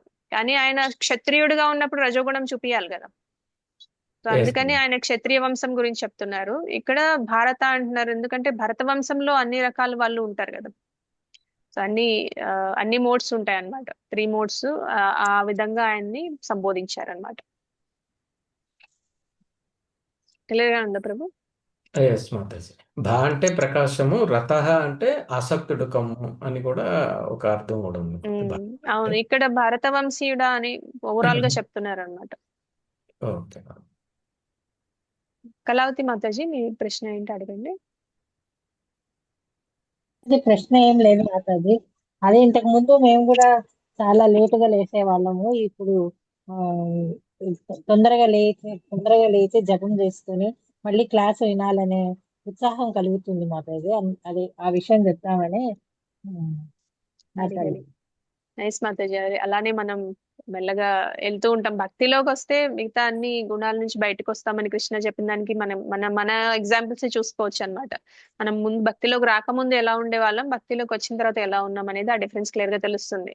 అంటే భక్తి లేకుండా మనకి ముందుకెళ్ళాలంటే చాలా కష్టం అన్నమాట. అంటే ఇప్పుడు తమో గుణం నుంచి రజోగుణానికి వెళ్ళాలన్నా కూడా కష్టం. సో రజోగుణం నుంచి సత్వగుణానికి వెళ్ళాలన్నా కూడా కొన్నిసార్లు ఈజీ అవ్వచ్చు, కొంచెం ఈజీ అయినట్టు అవుతుంది, కానీ మళ్ళీ మళ్ళీ పడిపోతూ ఉంటాం అనమాట. సో భక్తిలో ఉంటే స్టడీనెస్ అనేది వస్తుంది అనమాట. థ్యాంక్ యూ మాతాజీ ఫర్ షేరింగ్. మాతాజీ, రజోగుణంలో కామకర్మలకు అటాచ్ అవుతాము, కోరికల్లో చిక్కుకుంటాము, ఏదో ఒక కోరిక వస్తూనే ఉంటుంది కదా మాతాజీ. తమో గుణంలో బద్ధకస్థలము, అజ్ఞానులము, ప్రమాదాలస్య నిద్ర అంటే బాధ్యత లేకుండా ఉండటము, అన్ని పనులు ఎందు అశ్రద్ధ, పోస్ట్ పోన్ చేసుకుంటా ఉంటాము, ఎప్పుడు నిద్రలో మత్తులో ఉండాలా అని అనుకుంటాం మాతాజీ. అవును, అంతే కదా మాతాజీ? అంతే మాతాజీ. ఓకే ఓకే మాతాజీ. స్వప్న మాతాజీ క్వశ్చన్. హరే కృష్ణ మాతాజీ, దండవత్ ప్రణాం. హరే కృష్ణ. క్వశ్చన్ ఏం లేదు మాతాజీ, మిమ్మల్ని విష్ చేద్దామని కంగ్రాట్స్ మాతాజీ. థ్యాంక్ యూ సో మీ మచ్. పేరు వినగానే చాలా హ్యాపీగా, మాకు దీక్ష వచ్చినంత హ్యాపీగా ఫీల్ అయ్యాను మాతాజీ. నేను హరి హరి. పేరు కూడా చాలా బాగుంది మాతాజీ. మేము కూడా భక్తిలో ముందుకు రావాలని మాకు కూడా బెస్ట్ చేయండి. తప్పకుండా మాతాజీ. రెగ్యులర్ గా మీరు క్లాసులు అటెండ్ అయ్యి మమ్మల్ని కూడా చాలా బాగా ఇన్స్పైర్ చేస్తున్నారు. మంచిగా అందరూ భక్తిలో ముందుకెళ్ళి మీరు కూడా త్వరలోనే దీక్ష తీసుకోవాలని నేను కోరుకుంటున్నాను. థ్యాంక్ యూ మాతాజీ, విష్ చేద్దామని చేశారు మాతాజీ. హరే కృష్ణ. మాతాజీ. సరోజ మాతాజీ, మీకు క్వశ్చన్ ఉందా? దీక్షకి టెస్ట్ ఏమైనా ఉంటుంది మాతాజీ? ఇది మాతాజీ ఇందాక చదవటానికని హ్యాండ్ రైజ్ చేశాను మాతాజీ. దీక్ష తీసుకుంటే మీకు సర్వీసు, ఎక్స్పీరియన్స్, ఈ ప్రీచింగ్ అన్ని చూస్తారా మాతాజీ? అంటే అందరికీ అన్ని ఉండాల్సిన అవసరం లేదు మాతాజీ. మనం భక్తిలో ఎంత స్టడీగా ఉన్నాం చూస్తారు. అంటే మీరు ఫస్ట్ ఆఫ్ ఆల్ ఒక కాంగ్రిగేషన్ కి అసోసియేట్ అయి ఉండాలి. ఇప్పుడు మనం గౌరంగాని టీమ్ లో ఉన్నాం కదా, మనకి రిపోర్ట్స్ అవన్నీ అడుగుతారు కదా, రెగ్యులర్ గా సాధన రిపోర్ట్స్ పెడుతున్నారా మీరు? లేదు మాతాజీ. సాధన రిపోర్ట్స్ పెట్టాలి. మనకి ఒక మెంటర్ ఉండాలన్నమాట. ఇప్పుడు మనకి 4 గ్రూప్స్ ఉన్నాయి కదా, ఒక్కొక్క గ్రూప్ లో కొంతమంది జాయిన్ అయ్యారు. మీరు మీ సీరియస్నెస్, మీరు నిజంగా భక్తిలో సీరియస్ గా ఉన్నాము, మేము దీంట్లోకి వెళ్ళాలి, దీక్ష తీసుకోవాలి, అఫీషియల్ గా కమిట్ అవ్వాలి అంటే కనుక మీరు ప్రభుజీ చెప్పినట్టు మీరు ఏ గ్రూప్ లో అయితే ఉన్నారో ఆ గ్రూప్ లీడర్ ప్రభుజీ ఎవరైతే ఉన్నారో ఆ ప్రభుజీ చెప్పిన విధంగా మీరు మీటింగ్స్ అటెండ్ అవ్వాలి. ఇంకా సాధన రిపోర్ట్స్ పెట్టాలి. ఇంకా రెగ్యులర్ గా ఈ మనం జపం ఏదైతే చేస్తామో అది కాన్స్టెంట్ గా చేయాలి. ఇంకా చదువుకోవాలి, క్లాసెస్ వినాలి, శ్రవణం, కీర్తనం ఇవన్నీ చేస్తూ ఉండాలన్నమాట. వాళ్ళు చెప్పినట్టు పాటిస్తే వాళ్ళు మీకు హెల్ప్ చేస్తారు. ఎలా మీకు జపం అదే మీకు దీక్ష ఎలా రావాలనేది వాళ్ళు చెప్తారు అనమాట. డైట్ లో తినకుండా ఉంటాం. ఇప్పుడు టీ, కాఫీ తాగకూడదు అన్నారు కదా మాతాజీ, పాలు తీసుకోవచ్చా మాతాజీ? పాలు తీసుకోవచ్చు. అన్ని ఆఫర్ చేసి తీసుకోవడం మంచిది మాతాజీ. ఇప్పుడు ఏదైనా మనం తింటున్నాం అంటే అది ప్రసాదం లాగా తినాలన్నమాట. అంటే మనం భగవంతుడికి ఆఫర్ చేసుకొని తింటే మంచిది. మీరు ఎన్ని సంవత్సరాల నుంచి ఉన్నారు మాతాజీ దీంట్లో? నేను స్టార్ట్ చేసి 8 years అవుతుంది మాతాజీ. 8 years. ప్రీచింగ్ మాతాజీ, ప్రీచింగ్ ఎప్పటి నుంచి చేస్తున్నారు? ప్రీచింగ్ 2 years అవుతున్నట్టుంది మాతాజీ, 1 to 2 years. అప్పుడంతా మీరు నేర్చుకొని ఇప్పుడు చెప్తున్నారు. నేర్చుకొని అంత గైడెన్స్ మాతాజీ.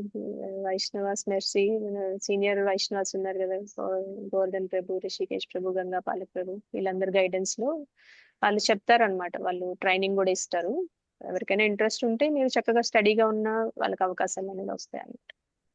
హరే కృష్ణ మాతాజీ. కంగ్రాట్స్ మాతాజీ. థ్యాంక్ యూ మాతాజీ. మాతాజీ గిరిజా హరే కృష్ణ. మాతాజీ. దీక్ష ఎక్కడ తీసుకున్నారు మాతాజీ? గోవర్ధన్ ఎక్కువ విలేజ్ మాతాజీ, అది ఓకే. ముంబై దగ్గర ఉంటుంది. అవునవునవును. మహారాజ్ అక్కడ ఉంటారు కదా, రాధనా స్వామి మహారాజ్. అదే నేను కూడా మన గోవర్ధన్ విలేజ్ కి వెళ్దామని అనుకున్నాం మాతాజీ. అంటే సడన్ మొన్న అదే చెప్పా కదా మాతాజీ, బెరాన్ లో ఉండేవాడు, యుద్ధం అవుతుంది కాబట్టి వాళ్ళకి సడన్ గా పంపించేశారు అనమాట. మొన్న లాస్ట్ వీక్ వచ్చారన్నమాట బాంబేకి. అయితే నేను కూడా వెళ్ళొద్దాము, అట్లాగే ఈకో విలేజ్ కూడా చూసినట్టు ఉంటుంది అనుకున్నాను. అదే దీక్ష తీసుకోవాలని కోరుకుంది, కానీ మీలాంటి వాళ్ళు బ్లెస్ చేయండి మాతాజీ. అది ఎప్పుడు వస్తుందో తెలియటం లేదు. హరే కృష్ణ మాతాజీ. కృష్ణ గురు కృష్ణ కృప ఖచ్చితంగా మీకు ఉండాలని కోరుకుంటున్నాను. అదే మీ పేరు చూడంగానే నేను ఫస్ట్ ఎవరో కొత్త మాతాజీ ఎవరు వచ్చారా అని చెప్పి అనుకున్నాను. మళ్ళీ ఆ మాతాజీ ఎప్పుడు దీక్ష తీసుకున్నారా అని చెప్పి వెంటనే అడగాలని కోరుకోగలిగింది మేము అదే మాతాజీ. అనుకున్నాం మాతాజీ, మీరు అనుకోలేదు, వేరే మాతాజీ అనుకున్నాము.